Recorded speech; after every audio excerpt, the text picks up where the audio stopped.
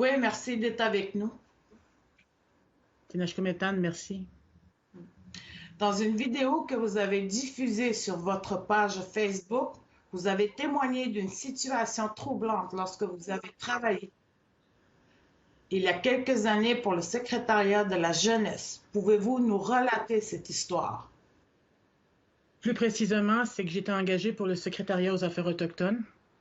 Lui dont on parle actuellement, c'était sous le gouvernement péquiste de Lucien Bouchard. Je travaillais avec une dame là-bas et je devais suivre les travaux du Sommet du Québec et de la jeunesse, donc les différents chantiers de consultation. Et par la suite, j'ai été élue représentante jeunesse pour Femmes autochtones du Québec. Et là, on m'a dit, Maya, tu es en conflit d'intérêts, tu ne peux plus travailler pour nous. Fait que mon contrat s'est terminé, mais c'était au moment où on cherchait d'avoir une bonne représentation autochtone à ce grand sommet du Québec et de la jeunesse. Donc, on avait invité une délégation de représentants autochtones de différentes nations et des différents organismes. Et moi, j'étais là pour Femmes autochtones du Québec. Et je me souviens, on avait 2 fonctionnaires qui étaient attitrés à notre délégation et qui devaient sans doute nous suivre et peut-être un petit peu plus nous espionner que nous aider, je crois. Et je me rappelle être arrivée au centre de convention à Québec et ils m'ont vraiment agrippée par le bras, mais vraiment agrippée, là. C'était pas une accolade affectueuse. Et ils m'ont dit, là, Maya, il faut que tu choisisses, c'est le Québec ou les femmes autochtones. Et ma réponse a jailli vraiment de manière spontanée. J'ai dit les femmes autochtones. Et c'était dans les années, mon Dieu, 98-99 environ. Donc, c'était quand même récent. Ouais. Quels seraient les meilleurs moyens pour une réelle réconciliation ou du moins un rapprochement? Ah là là. Si je reprends un exemple, mon parcours personnel, parce que pour ceux qui me connaissent, j'ai été adoptée par des Québécois. Et pour l'avoir vécu de manière très intime dans mes relations, dans ma famille, on remarque qu'il y a une grande ignorance car l'histoire est tellement mal enseignée. J'apprends encore à des gens, à des amis, des non-autochtones, qu'il y a eu des expériences médicales sur nous, qu'il y a eu les pensionnats autochtones, qu'il y a eu les stérilisations forcées, les 60 scoops, donc la rafle des années 60 à 80-90. Et les gens, des fois, la mâchoire leur tombe et disent, ben non, c'est pas arrivé dans notre pays. Oui, c'est arrivé. Et on oublie souvent que le Canada est un très jeune pays. Il y a une montée de la violence dans les communautés et ce, dans les familles. Comme ce triste événement à Wendake, que croyez-vous qu'il se passe? Ben, il faut se rappeler qu'on est dans un contexte de pandémie. Hein? On est dans une situation où on fait juste se promener autour de nous et on sent que les gens sont agressifs, négatifs. On est dans une période d'incertitude intense. On ne sait pas encore combien de temps cette situation-là va nous accompagner. Et on le sait, dans les communautés, c'est comme des petits villages. Hein? Il y a une mentalité de village, donc les gens savent tout sur l'un et sur l'autre.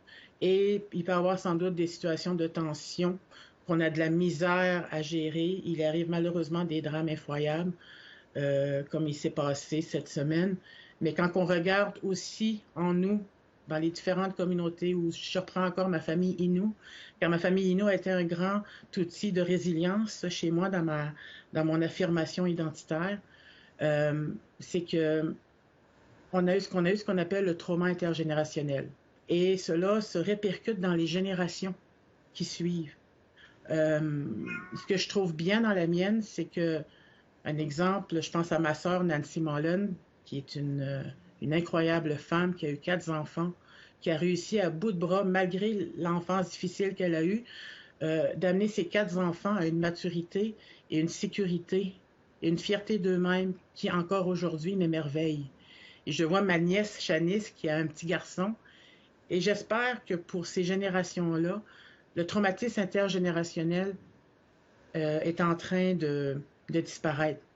Tu sais, parce que je vois ces enfants-là qui sont affirmés, qui sont fiers de leurs racines, qui parlent leur langue, qui se retrouvent dans ce territoire et qui veulent utiliser tous ces outils-là pour entretenir le dialogue. Et ce n'est pas des gens, en tout cas dans ma famille, ce ne sont pas des gens qui sont fermés aux autres.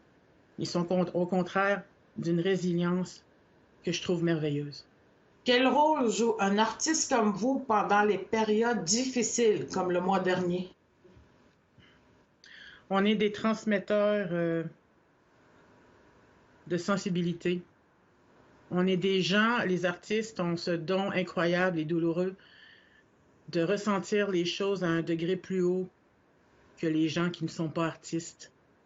On pense à tous ces grands poètes comme Baudelaire qui ont développé des problèmes parce que sans doute cette sensibilité-là était trop dure à gérer. Si je repense dans mon cas à moi, en tant que poète, ce qui s'est passé, un exemple avec Madame Echaquan, c'est quelque chose qui m'a atteint plus fort que je le pensais, qui a été bouleversant et qui m'a laissé dans une période de réflexion et de création.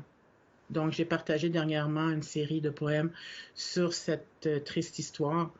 Et souvent, les poètes ou les artistes, si on ne réussit pas à bien canaliser notre douleur, parce qu'on reçoit ces gestes-là, ces bouleversements-là, avec une intensité plus forte que certains, si on ne sait pas comment bien la ressortir, qu'elle soit une création positive et constructive, que ce soit une peinture, un court-métrage, un poème, un livre, dans le but de faire avancer la réflexion, ben, des fois, ça peut rester en nous et ça peut noircir, ça peut devenir quelque chose qui ne se libère pas.